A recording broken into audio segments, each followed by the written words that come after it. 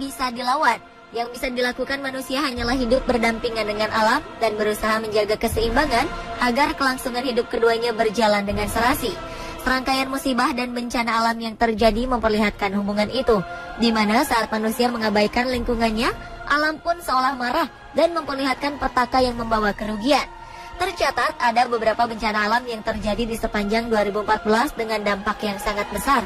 Untuk mengingat bagaimana alam menunjukkan kekuatannya, kami telah merangkum 7 bencana terparah di tahun 2014 versi On The Spot.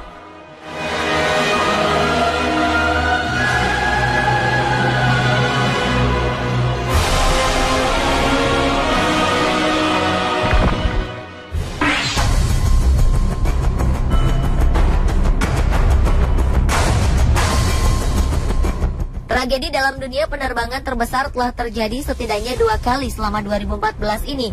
Pertama adalah kasus hilangnya pesawat Malaysia Airlines MH370 saat melakukan penerbangan dari Malaysia menuju Tiongkok pada 8 Maret. 2 jam setelah pesawat tinggal landas, radar pengawas tiba-tiba kehilangan kontak dan pesawat pun dinyatakan hilang. Penyelidikan segera dilakukan untuk menemukan pesawat. Beberapa perkiraan menyebutkan jika pesawat telah salah arah dan jatuh di perairan Samudra Hindia. Sementara yang lain memperkirakan jika pesawat ini meledak di atas ketinggian dan puing-puingnya berserakan hingga sulit untuk ditemukan. Meski begitu, belum ada yang mengetahui secara pasti di mana pesawat ini berada. Sampai saat ini, nasib 239 penumpang pun belum diketahui.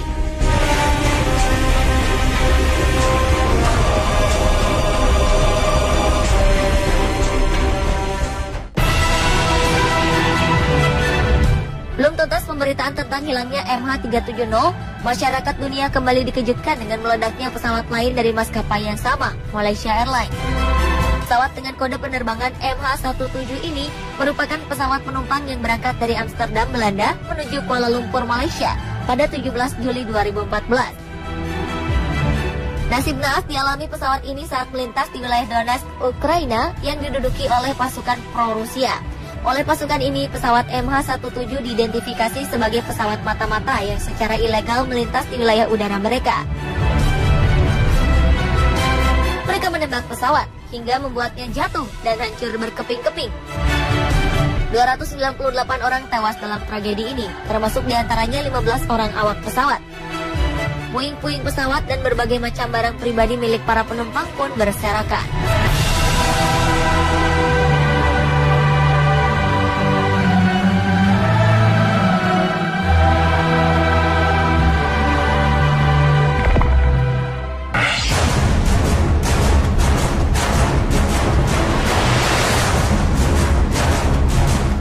Bencana di sebuah pertambangan kembali terjadi di 2014, tepatnya pada 13 Mei lalu. Sebuah ledakan besar terjadi di salah satu lubang terowongan hingga menutup akses keluar masuk para pekerja tambang.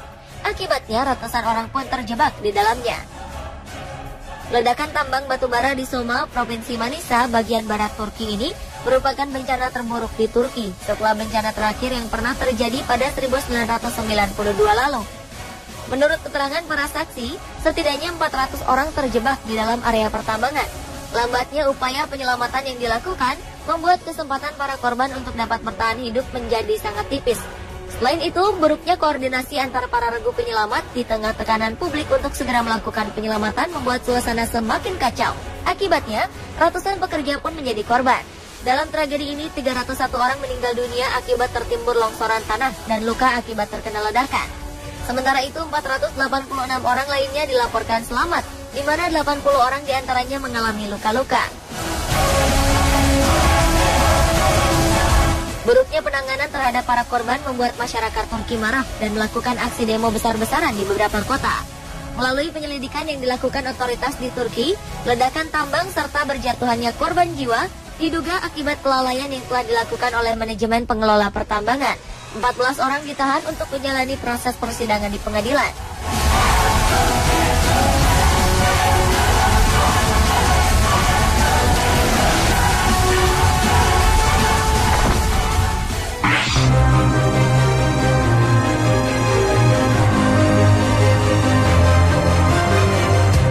16 April 2014, kapal feri MV Sewol tenggelam dalam perjalanannya menuju Pulau Jeju. Jumlah muatan penumpang yang melebihi kapasitas kapal diduga menjadi penyebab terjadinya musibah ini. Sungguh malang nasib yang menimpa 476 penumpang, yang sebagian besar adalah siswa sekolah menengah ini. Terlambatnya kapten kapal untuk menyalakan alarm tanda bahaya membuat sebagian besar penumpang tidak sempat keluar kapal untuk menyelamatkan diri. Akibatnya, sebagian besar dari mereka terjebak dan tenggelam bersama kapal. Diperkirakan hanya 179 orang saja yang berhasil selamat dari kecelakaan ini. Sementara itu, sekitar 242 orang dinyatakan tewas, di mana jenazah korban terakhir berhasil ditemukan setelah 100 hari pasca kejadian.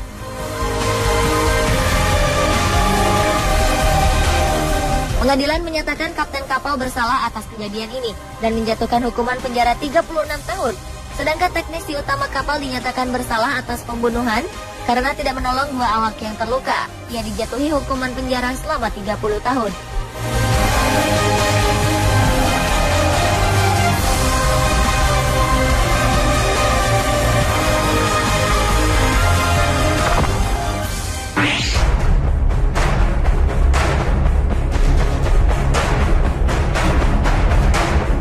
Banjir parah dari musim hujan yang intens di Asia Selatan dilaporkan telah menelan korban jiwa hingga mencapai ratusan orang. Di barat daya Tiongkok saja, lebih dari 40 orang tewas dan 18 lainnya hilang setelah hujan lebat dan banjir terjadi dalam waktu 1 minggu di bulan September 2014 ini.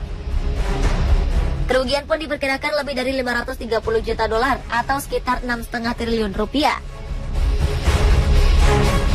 Di Pakistan, banjir bandang telah menewaskan 110 orang dan melukai hampir 150 lainnya dalam beberapa hari pekan selama September. Kerugian material akibat terjangan banjir bandang pun dialami oleh sedikitnya 650 rumah. Menurut keterangan pejabat di Pakistan, jatuhnya korban jiwa sebagian besar disebabkan karena tertimpa atap bangunan yang runtuh dan tersengat aliran listrik.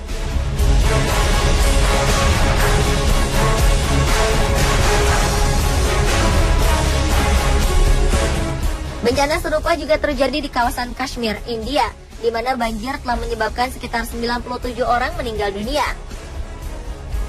Kerusakan parah dialami oleh sekitar 2.000 desa, di mana banyak jalan dan jembatan rusak, hingga menyebabkan akses di beberapa tempat terputus. Lebih dari 2 juta orang terkena imbas dari bencana, sedangkan kerusakan pada sekitar 325.000 hektar ladang pertanian mengakibatkan ketiadaan stok pangan untuk jangka waktu yang cukup lama. Bencana banjir bandang yang melanda kawasan Asia tahun ini disebabkan oleh angin muson yang memberikan dampak tingginya curah hujan di kawasan Asia. Selain di kawasan Asia Selatan, angin muson juga memberikan pengaruh terhadap cuaca di Indonesia.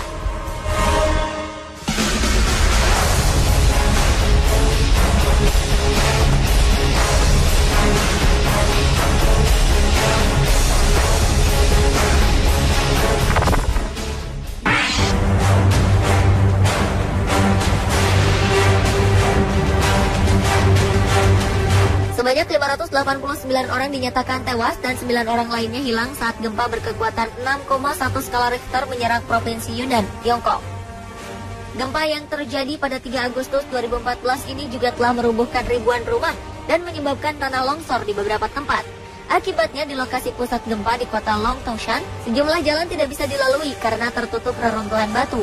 Menurut laporan media lokal, reruntuhan batu telah membelokkan aliran sungai Niulan hingga membentuk sebuah danau dengan ketinggian air danau yang meningkat 16 cm setiap jamnya.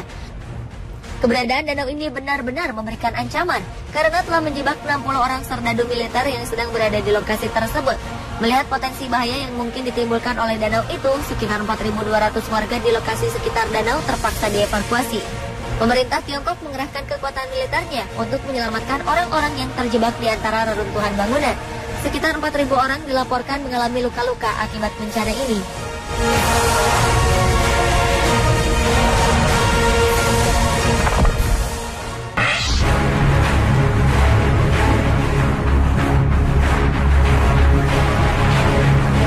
Jumat 12 Desember 2014 menjadi hari yang kelam bagi masyarakat di Dusun Jemblung, Desa Sampang, Kecamatan Karangkobar, Kabupaten Banjarnegara, Jawa Tengah. Hujan deras yang mengguyur dusun ini mengakibatkan bukit Tenaga Leleh tiba-tiba longsor. Bukit setinggi 400 meter ini pun langsung mengubur dusun, sekaligus jalan raya penghubung Banjarnegara dan Dieng.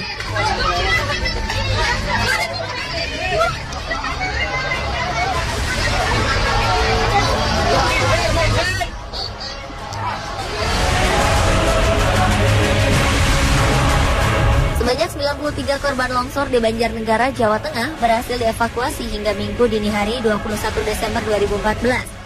2 dari 93 jenazah yang telah dievakuasi ditemukan dalam kondisi sedang berpelukan. Putusnya jalan penghubung dan matinya listrik menghambat bala bantuan untuk korban longsor ini. Di balik duka, ada sebuah mujizat, di mana petugas berhasil menyelamatkan seorang ibu yang tengah mengandung 9 bulan. Saat longsor terjadi, ibu bernama Fatimah ini sedang mengambil sayur di kebun. Ia ditemukan dengan kondisi tertimbun lumpur hingga 1 meter. Meskipun kondisinya lemah, hasil pemeriksaan memastikan anak dalam kandungannya sehat-sehat saja.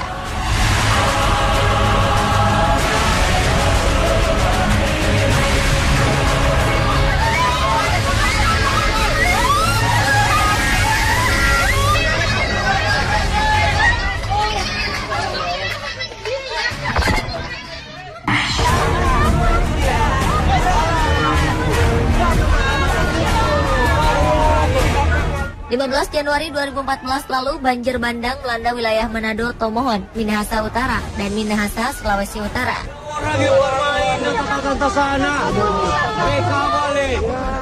Akibatnya ribuan rumah mengalami kerusakan parah. Banjir bandang juga menyebabkan kerusakan pada sarana dan prasarana di wilayah bencana. Selain menyeret dan meluluh lantakan ribuan rumah, banjir bandang mengakibatkan terjadinya tanah longsor di beberapa tempat hingga menyebabkan kerugian yang mencapai triliunan rupiah. Dilaporkan 19 orang meninggal dunia, dan bencana yang terjadi di Manado memberikan dampak yang begitu berat bagi sedikitnya 80.000 jiwa akibat kehilangan tempat tinggal mereka. Banjir bandang ini disebabkan oleh hilangnya hutan dan sungai-sungai kecil di sekitar Manado, serta rusaknya daerah resapan akibat pembangunan kota yang serampangan. Hal ini menyebabkan sejumlah sungai di Manado tak mampu lagi menahan debit air hujan. Banjir bandang juga diperparah karena air laut yang sedang pasang. Bencana ini dapat dikatakan sebagai bencana terparah yang menimpa Indonesia di sepanjang 2014.